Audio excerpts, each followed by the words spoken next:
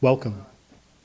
Without any further ado, I was given the opportunity to introduce our speaker this evening. I told him it'd be a little bit more informal than the last time. Dr. Marshall, he's not someone that we don't know well. We know him well. He's been to Authenticum before. He gave a great lecture in January. It was stunning, and it didn't take us long to figure out that he would be someone we'd love to have back. And it looks like by the size of the crowd, I don't think it was just the beer. I think a lot of people want to hear Dr. Marshall this evening. I know I'm very delighted. He's a professor of theology at Aquinas College. He's extremely erudite. I think he's gonna deliver this evening. His subject is the pint, the pipe, and the cross, or a Christian understanding of leisure. Leisure is the basis of culture, which is what we're doing here tonight. So.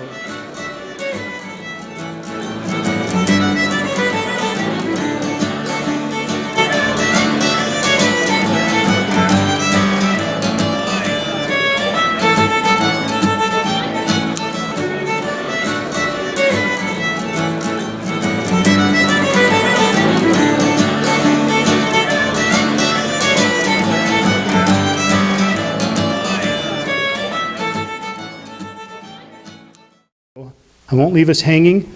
Get your notepads out, and let's give a nice big round of applause for Dr. Dennis Marshall.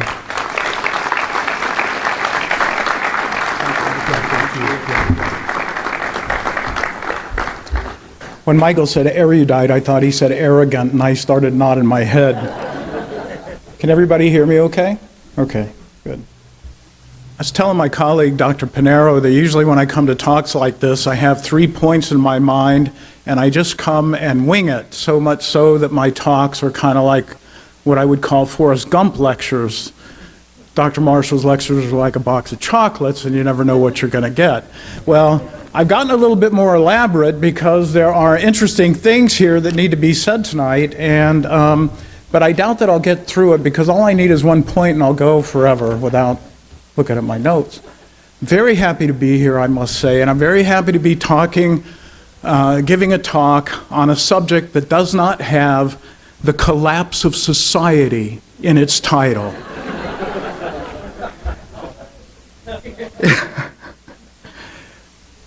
But you can bet that I will get into certain negatives about society tonight because I walk, like you do, in the valley of the shadow of death.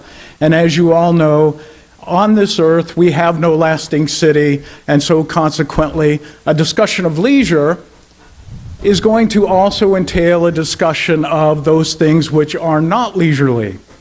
And we're going to have to pay attention to those things as well. Now, the best definition of leisure, I think, is found in Luke 8:22. And I'm going to paraphrase that verse in which Jesus says, "Go sailing." That's it. But more seriously, in Psalm 46, verse 11, a verse which is often translated as "Be still and know that I am God," is rendered more literally from the Septuagint Greek, "Have leisure and know that I am God." The Greek word for leisure, as you know, probably, is skole. And skole is the word from which we derive school in English. But it's important to understand that skole does not refer to a place where teachers teach or students learn. Many of us know with the state of education today that schools aren't often a place where students learn. Sometimes school is a place where souls are destroyed. And those of you, especially homeschoolers and others who have been paying attention to the emergence of the Common Core, we are going to see, I think, in the future as that's implemented, Dickens' Hard Times come to life.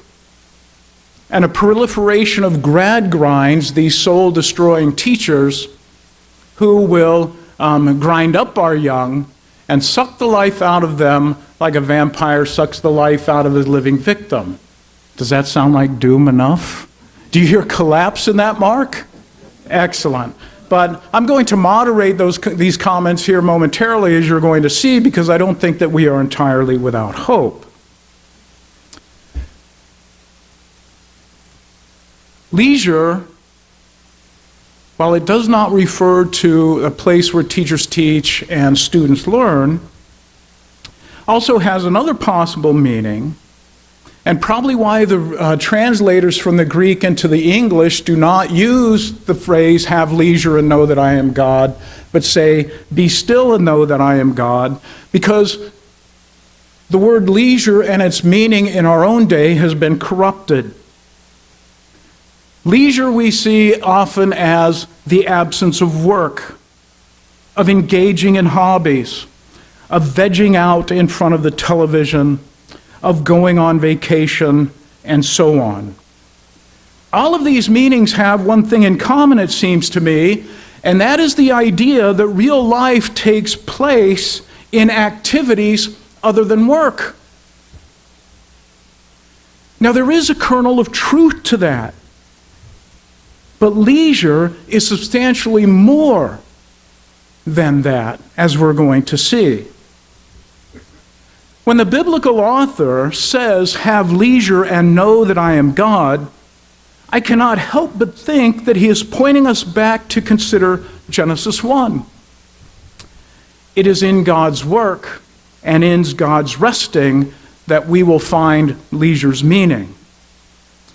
Recalling that God rests on the seventh day after proclaiming his work to be very good, St. Thomas Aquinas, in his commentary on Peter Lombard's sentences, says this: as God who made all things did not rest in those things, but rested him in himself from the created works, so we too should learn not to regard the works as the goal, but to rest from the works in God himself, in whom our felicity lies.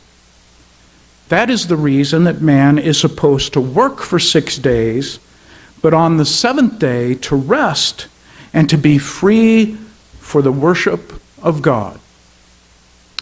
Now, he goes on to say in this particular passage, and I didn't write it here, that we Christians, because Christ calls us to worship in the beatific vision for eternity, that we Christians are intended to engage in this leisure, right? This leisure, this relationship with God forever.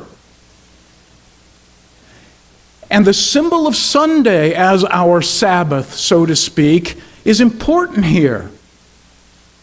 Because Sunday is, in a real sense, as the first day of the week, an anticipation of that eternity, of which the liturgy in which we participate and we give our lives to God, in which God returns so prodigiously his life to us in the sacrament, is the most important element and aspect of our lives.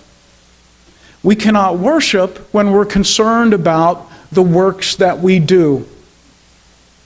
We cannot worship when we are concerned about the status of our career or whatever the case may be, because we're so self-centered we cannot see the marvelous works of God, the marvelous workings of God, and the way that God himself comes and touches our lives and transforms it so that we may be freed up to be who we are truly as he intends us to be.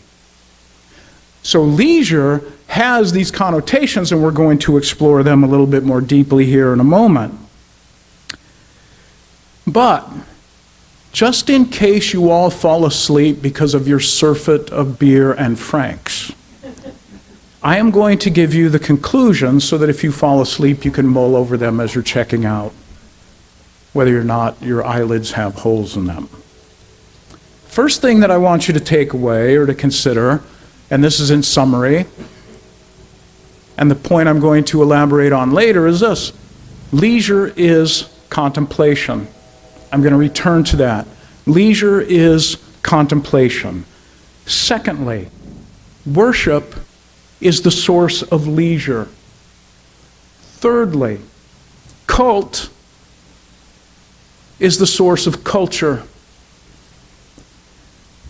And fourthly, it's the leisurely man who evangelizes the world. Those are the 4 points that I am going to cover in whatever time we have remaining. But before I get into those, I want to stop here because I meant to mention some books to you even before I started on this. And I want to draw your attention to these books so that if you have not read them, you take an opportunity to do so because they deal with the topic that I'm treating tonight. The first one, of course, is Joseph Pieper's Leisure as the Basis of Culture. Secondly, I would recommend a Dominican Father's A.G. Sertalange, The Intellectual Life. I love that book because he draws the implication that the intellectual life is the spiritual life. I'm going to elaborate on that a little bit later. And it's important that we understand this because the intellectual life is not necessarily separated from the prayer life, although we in our own modern analysis, we always want to chop things and separate them out until we cannot put them all back together. And so we think study is one thing, and it's got really nothing to do with prayer, which is another thing.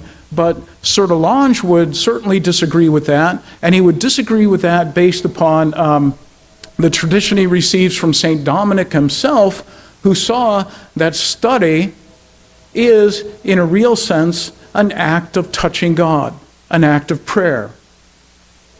The third book that I would like to recommend to you is really 2 books by John Senior. And Dr. Whelan talked about this. How many of you were at Dr. Whelan's talk back in March? Okay, good. Now, Dr. Whelan talked about these books in his talk, but I want to remind you because I think they're important. One is called The Collapse of Christian Culture. I believe that's the title of it, Mark? I didn't hear that. Oh, The Death of Christian Culture. And the second one is The Restoration of Christian Culture. Those 2 things are very important. Dr. Senior wrote those over 20 years ago, and they're very appropriate even for today, so I highly recommend them to you.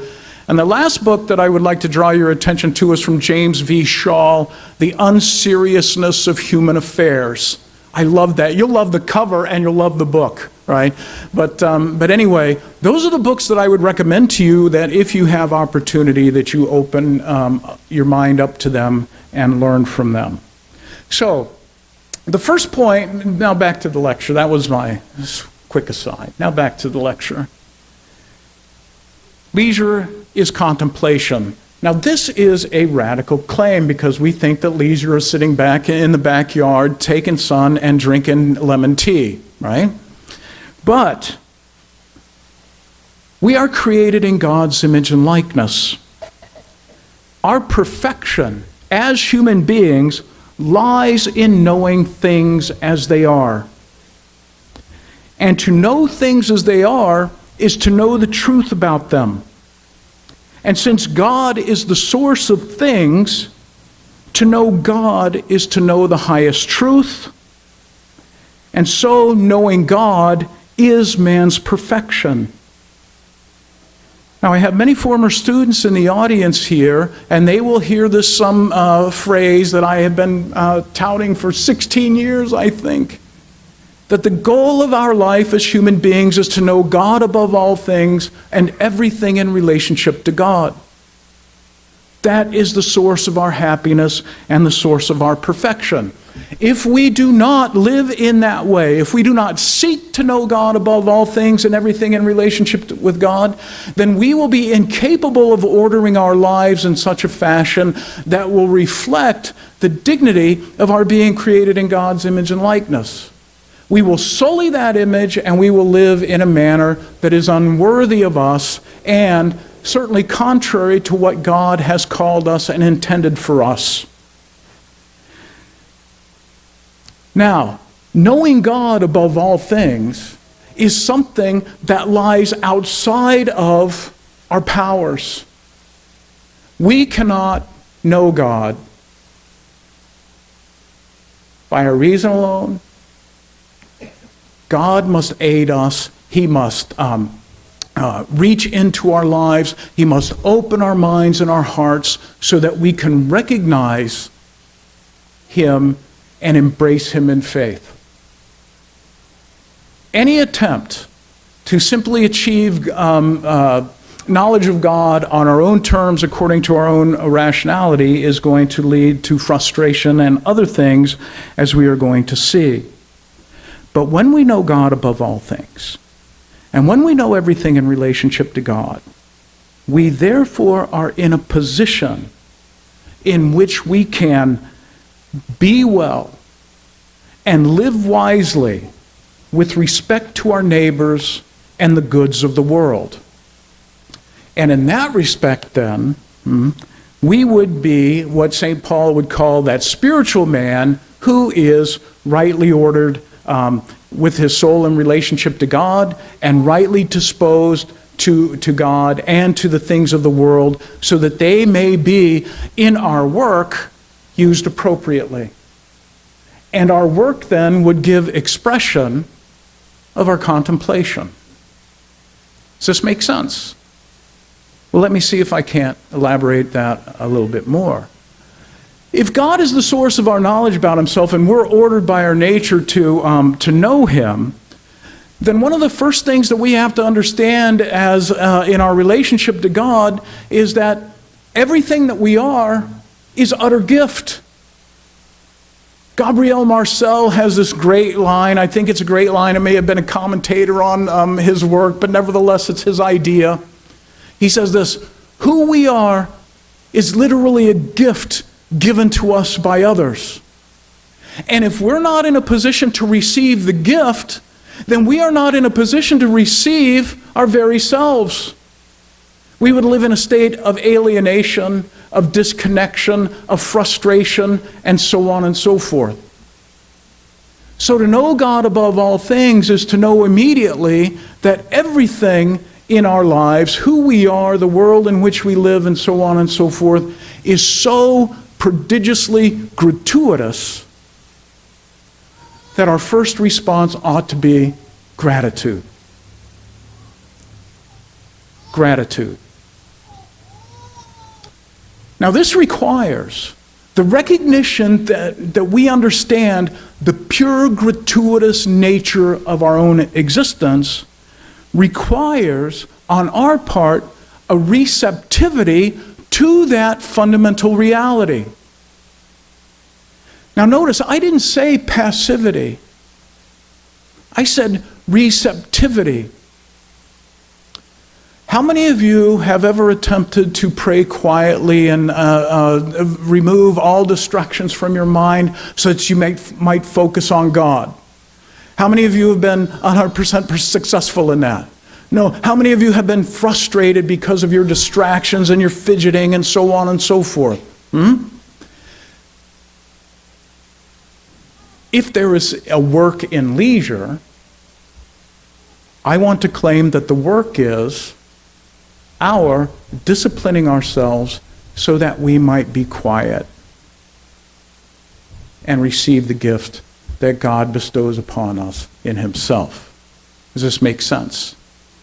So on the one hand, we have this gifted existence that God bestows upon us, and because we're already, by the way God creates us, naturally ordered to receive God, essentially practicing receptivity is a leisurely work.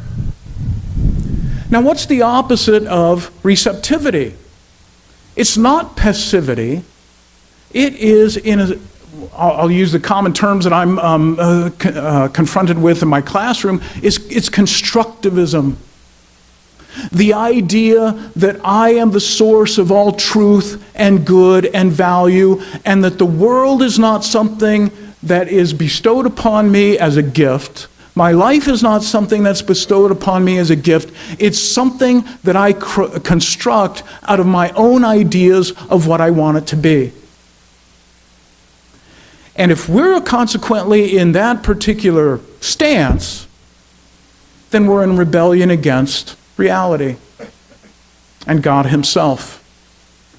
And we won't be able to be receptive until God does a little bit of tenderizing on the old stony heart.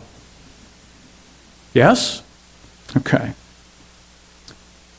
So we have this recognition that life is a gift.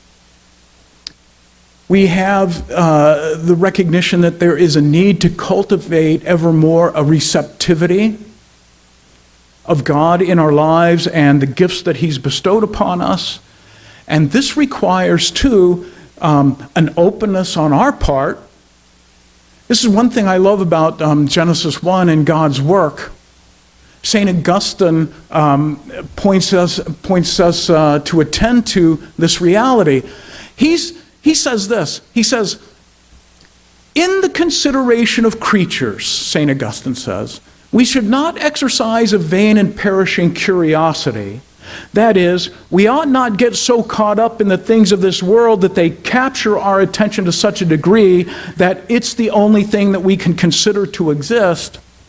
But rather, we should ascend to those, through those, to what is highest, namely the truth of God. When we are given our existence by God and we are plopped into the world in which we live, the world is given to us as a gift that bears God's fingerprints, so much so that He leaves hints about Himself here in the world in which we live. And to be attentive to that, to be receptive to that, means that then we can begin to smoke out those particular clues that prepare us more and more to appreciate and receive the revelation of God, by which He will capture us and lift us up into Himself. Make sense? So then, when we talk about leisure as contemplation, we cannot simply think about it as, oh, I'm going off into a dark corner where I'm not going to have any distractions to pray, in order to pray, and that's going to constitute leisure and contemplation and so on and so forth. That's not true. Since the world itself speaks of God, and since we have opened ourselves to be receptive to God's Word, not only as it comes to us through Scripture and the sacraments, but also through the very world itself, then we can see that God's presence is everywhere and in every circumstance in the world in which we live. And so I'm reminded of a prayer in the liturgy in which we are constantly giving thanks. Because God is the one who bestows upon us a world that is good, a life that is good. And if we're not open to that, we don't see it. And finally, in addition to gift and receptivity and openness, we have docility.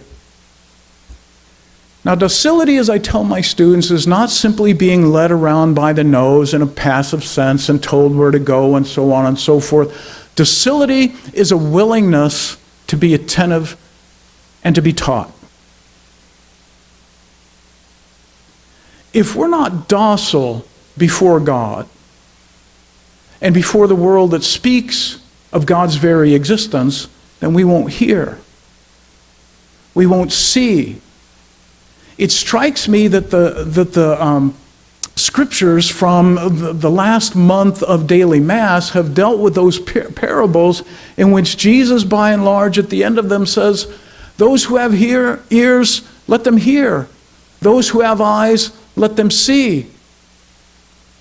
But the thing is that they don't see and they don't hear because they're busy constructing, perhaps. They're busy caught up in the world of affairs that are blocking their ability to see God. They lack that openness, that receptivity, that docility to be taught because they insist perhaps that God Himself must act according to their idea of what God should do. Now, when I say this, I want to draw your attention to this fact that, at least for us Thomists, I can't speak for some in the audience here, but at least for us Thomists,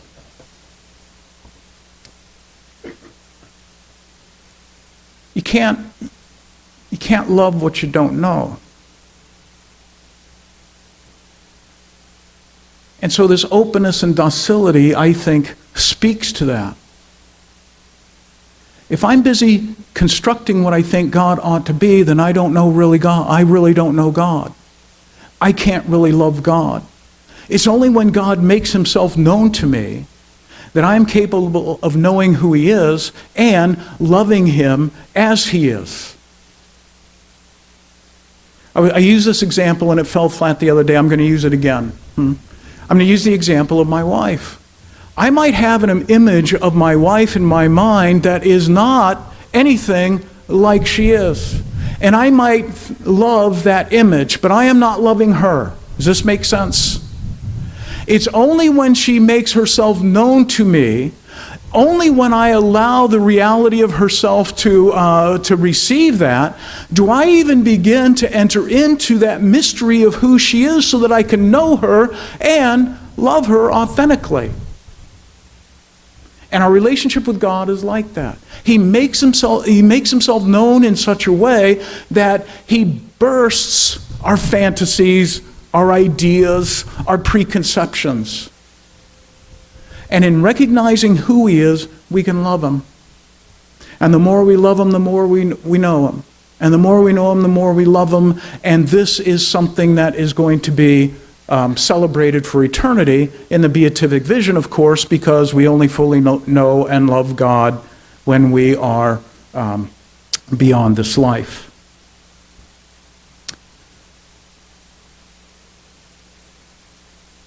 Now, all of those words have been attempted to draw your attention to this one fundamental fact: the perfection of the individual human being created in God's image and likeness is in leisure, which I'm claiming is contemplation of God.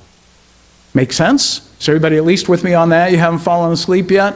Okay, good. Now, if that's true for us individually, then none of us will be surprised by this comment by Thomas Aquinas in his commentary on the Proverbs, where he says, "It is necessary for the perfection of human society that there should be men who devote their lives to contemplation."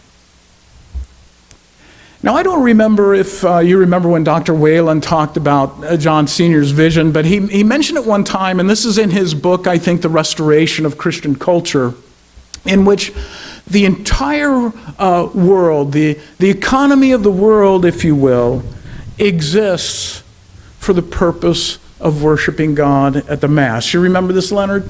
Okay, good. Now, everything that we do, everything that we are, is given to this fundamental, so that we might participate in this fundamental activity. Now, this is important, because think about it. Where do we often center our lives? What do we center our lives in? If it is not the gracious giving thanks to God in worship, then we're following other gods. And it's important to understand this, because I'm going to show the implications of this here in a moment. But just to anticipate this, the problem with the modern world is, as we move from the classical and medieval world, the classical medieval world was at least smart enough to understand that there was this transcendent reality around which life was centered, and that divine reality was the reality that governed every aspect of our existence. Now, some might see that and go, well, yeah, so God is the answer to every question. Well, no, God is not the answer to every question that we ask. Sometimes beer is the answer. And this is fundamentally important that we understand that. We Catholics are not afraid of the fact that there are questions that we ask in which God is not the answer. There are other things that are answers, and appropriately so. And he would think that, and God himself would think that that would be intelligent. Oh, by the way, just like he made us. But by the same token, the question of the meaning and purpose of our lives has no other answer other than God himself. And if we're not living our lives in such a way with that central focus, then we're out of order. Our souls are disordered. Our lives are disordered. And the consequences of that disorder, well, you don't have to look very far to see. some of us not farther than the mirror in the morning. But I'm going to come back to that. Does this make sense? Okay. So then, leisure is not about taking a break from work. It's not about taking a break from life. It's not about taking a break from who you are. Leisure is really making that which is most central to who we are the very foundation of our lives, so that it can radiate out into the rest of our lives and touch the lives that we touch the world that we touch, and as a matter of fact, transform that world like salt, like leaven, and like light. But we have to be humble enough to recognize that we are not the source of truth, goodness, and beauty. We have to be receptive to the truth of God, who offers his love for us so that we might achieve our perfection. We have to be open to his reality, and we have to be docile and ready to obey when he calls. Make sense? Now, oftentimes in this day and age, we think of you can think of the Benedictines in their monasteries and so on and so forth. Oh yeah, contemplating is for the monks, the priests, and so on and so forth. No, it's not. It's for the people of God. In the canon and the Mass, I love this prayer, and I'm going to say it from the old, not the new revised version, but the old one, that God never ceases to call a people to himself, so that from east to west, a perfect offering of praise may be made to the glory of his name. In that little nugget there really is the centrality of what I'm trying to communicate to you, which is given to us, of course, in the Eucharist, as we're going to see. So, is everybody keen on that? Everybody's with me? So then let me move to the next point. And that is this, is that worship is the source of leisure. I think that Joseph Pieper, and I don't know if it's because of the way that the title of his book was translated or not, but the title of his book is misleading when he says that leisure is the basis of culture. I want to say that worship is the basis of that, and of course worship deals with cult, and I'm going to deal with cult here momentarily. But think about this. In the ancient world, in the medieval world, but especially the ancient world, the temple was a place set apart in which no pragmatic activity was permitted. As a matter of fact, we might say that the temple grounds were a place where, quote, useless things happened.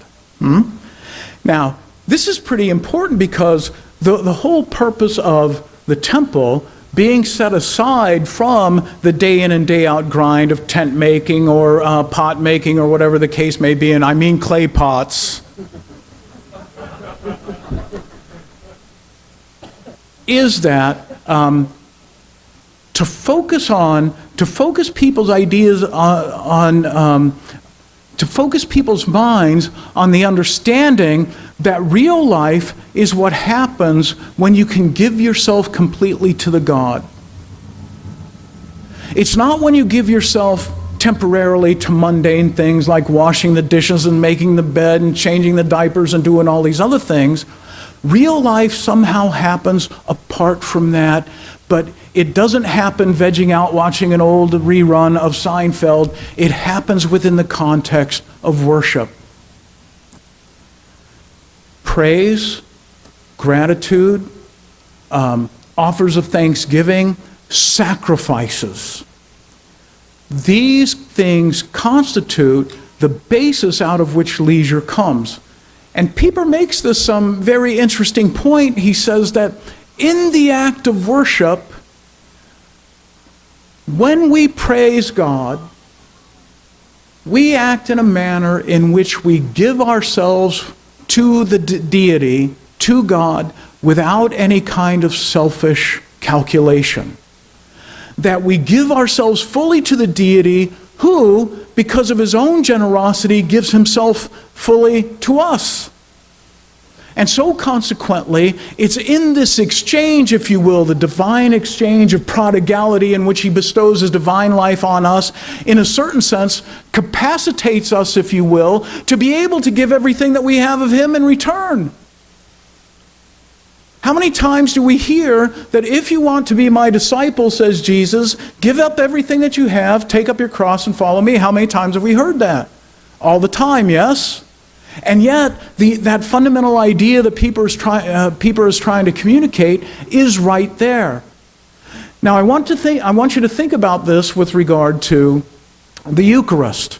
Vatican II, the Eucharist is the source and summit of our faith. Why is that? Because from the beginning of the offertory through the Eucharistic prayer, we are offering everything that we have in the symbols of bread and wine, everything that we are, to the one who gave everything of himself to us. And there might be one moment when we're congratulating ourselves saying, I put 12% in the basket. I'm the one who baked the bread. I brewed the wine, or whatever the case may be, and haven't I given a lot? And within moments, when the priest receives those gifts, Christ himself prodigiously bestows his divine life upon us in such a way so that would shame us into the little that we give. That should cause us to reflect about what I'm withholding back from God. Because real life is only real life when I give everything that I am to God. Does this make sense? Because since he is the author of who I am and he bestows his own life upon me, what else do I need? What more do I need? If God is the author of life, if he is the creator of heaven and earth, then what have I got that will trump that? Nothing. Now, the consequence of this is that in this exchange in which I give myself completely and unreservedly without calculation to God, and he bestows himself completely upon me, then I'm dismissed into the world in order to do what? To bear what I've received into the world so that the world can receive what I myself have received through my work, through my family, and so on. Does this make sense? This is why I'm going to argue later that it's the leisurely person or the leisurely man or woman who evangelizes the world. And we're reminded of this every time at the very end of Mass when we're dismissed. Go forth. Right? And nevertheless, right, sometimes we probably just go forth and get in the car and then forget about it. Yes? And yet, notice, our life, the Eucharist is the source and summit of our faith. It's where our life comes from. All our life flows from that and back to it. So that we are constantly returning to this one point where we are free to worship, the one context in which we are completely free to give ourselves to another, namely God, who is not buffaloed by our good looks, who is not awed by our wealth, who is not cowed by our erudition, who may not be happy with our arrogance, and so on, right? Challenged to live in this way. So then, the gift freely bestowed by God, our life, and his divine life, which transforms our life, makes it possible for us to imitate him, to be like him, so that we give our life back to him completely and unreservedly and without selfish calculation. And this is leisurely because most of the rest of our lives, in our making of things, in our doing our jobs, is pretty much tainted with those kind of market type considerations, which are not necessarily bad.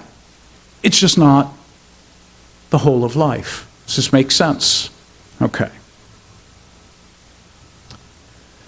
The third point I want to draw your attention to is that cult is the source of culture.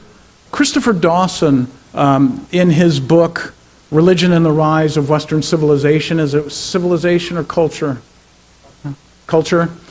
That's another book that you ought to read. Religion and the Rise of Western Culture shows this intimate relationship between what we believe and the kind of world that we create out of those beliefs. So I want to draw your attention to how this works. And I just want to call to your memory that a few minutes ago I said this, that John Sr. had this understanding in which the entire world and the work of our hands and so on and so forth supports this one important activity of worship, right? And if you understand how that impacted and affected and shaped the medieval world, then, and you understand how important that is, then you're going to know what happened with the modernity and subsequently post-modernity. And I'm just going to briefly draw your attention to a couple of things. Because modernity, and we'll say that begins with the scientific revolution, modernity attempts to establish the foundations of life on a different spirit. Francis Bacon, he had this idea that knowledge was power. And Pieper, he kind of he makes fun of Bacon because what Bacon essentially offers us, according to Pieper, is that science is something that helps us to have gadgets, right? Science is for the purpose of making gadgets so that we can kind of have an easier life. Maybe even a leisurely life, but not leisurely in the sense that Pieper understands leisure.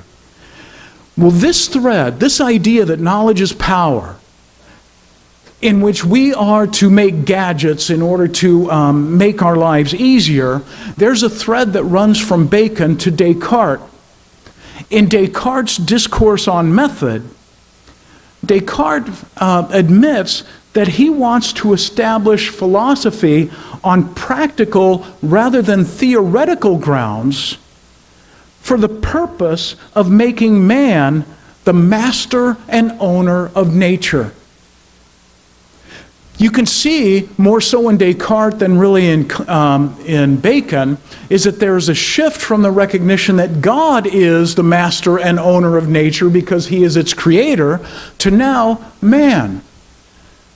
A couple hundred years later, you have Marx in his theses on Feuerbach, who makes the claim that as he surveys the history of philosophy up to himself, he says, up to this point, philosophers have just sought to understand the world. The purpose is to change it. And so, there's no theoretical or contemplative element to Marx's philosophy at all. It's all about activism. It's about transforming the world in what I would say Marx's own image and likeness. And this is a serious problem. Why? Because we might say that modern man's wresting of the foundations of existence from God and claiming them as his own constitutes what I would say is a capital sin of pride. Dostoevsky called this kind of attitude a Promethean revolt against reality. And it has certain interesting circumstances, some of which we have not gotten, or consequences, some of those we have not quite overcome. But we're alienated. We're frustrated. We're anxious. As a matter of fact, Cicero in his Tusculan Disputations recognizes these kind of ailments of soul, if you will, as a consequence of being uprooted from the source of order in the soul and in society. And he says this: a disordered soul is caught up in restless money-making, status-seeking, womanizing, overeating, addiction to delicacies and snacks, wine-tippling, irascibility, anxiety, desire for fame, rigidity of attitude, and fear of contact with other human beings, of which he lists both misogyny and misandry. Wait a minute, I'm just looking, not at you folks, but I'm looking in my mind at the world in which I live, and I see that we are quite still afflicted by these kinds of diseases within our own soul. And those diseases within our own soul are a fundamental clue that we are not grounded in the proper foundation for our lives, something that leisure, contemplation, rectifies. But we really no longer live in the modern world, according to many contemporary scholars. We live in a postmodern world. Everybody's heard this term. The postmodern world doesn't seem to me to evince the same kind of problems, acute problems that Cicero points out. But I think it introduces another capital sin, and that's acedia. Who knows what acedia is? Okay, good. So acedia is kind of a despair of the good, a despair of the good in which we fail to accept and acquiesce to who we are as beings created in God's image and likeness. The modern world tried to build a new world on its own foundations, on human foundations, and it failed. And the postmodern world despairs over that failure on the one hand, but it despairs over the fact that they will not acquiesce to the fundamental fact that they receive their life as a gift from God. The postmodern world still thinks that it can construct, based on its own feelings, a utopian paradise that will make everything okay. And this is still fundamentally wrong in that sense. But this acedia, this despair, bears with it also the recognition, because the postmodern despair also bears within it a recognition of what we ought to be.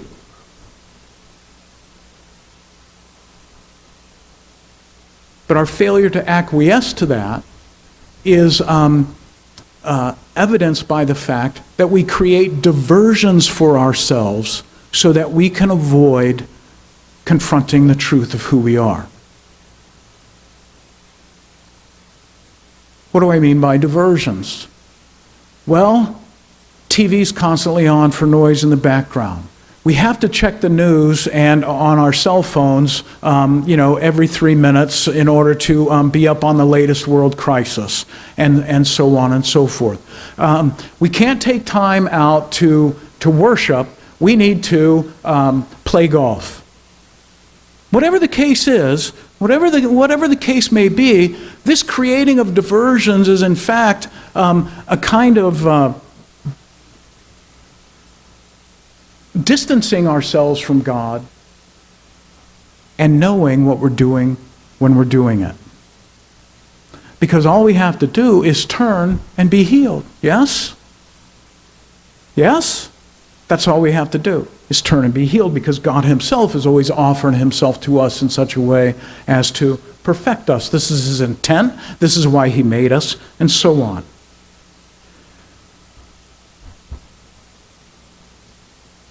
So the world that has been created for us, modernity on the one hand, postmodernity on the other hand, they evince problems. What would happen if, through our own willing attunement, our own living out the gospel imperative, our own evangelizing the culture within which we live by the testimony of our lives and the testimony of our lips, what kind of impact would that have on the world in transforming it from a place of despair, a place of hopelessness, a place of seeming meaninglessness, and so on and so forth, into that which is meaningful?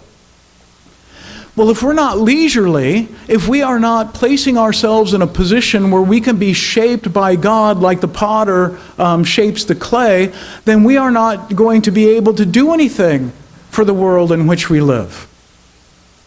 The only thing we're going to do is we're going to contribute to its disorder and madness because we ourselves are disordered. And so the challenge of leisure, really, is that we make time for God, who should be the central focus of our lives. It doesn't mean that He's the answer to every question that we ask. Sometimes beer is the answer, yes. But nevertheless, the fact of the matter is this. It's the leisurely man who is the one who evangelizes the world. And I only have to draw your attention to a couple of people in order to demonstrate that this is fundamentally true. Mother Teresa. Yeah. She was not after fame. She did not toot her own horn. She was called by God to do this one fundamental thing, and that is show the love of Christ to the poorest of the poor. How simple can that be? How radically did she live that out, and how many lives did she touch in consequence of that? And the world is a better place? Yes? Benedict of Nursia. Rome collapses, monasteries spring up. All they want to do is grow wheat, give praise to God. And it's really, and they contributed mightily to the birth of the medieval world. Did they not, John? Benedict and the Benedictines, right? We won't mention the Dominicans. The Jesuits, we'll put them aside.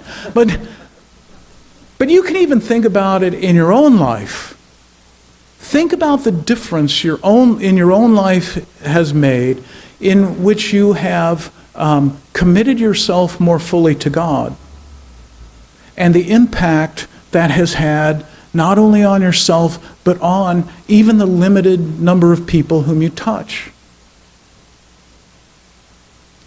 Your willingness to place yourself at God's disposal, to draw your identity from Him, to contemplate the truth of who He is and the truth of yourself in light of what He intends for you, is the power, seems to me, that is going to make sense of our lives. It's going to help transform the world and make it a better place. To the degree that we fail in that is to the degree that we contribute to the madness and the disorder of the age in which we live. And I think I'm done on that note.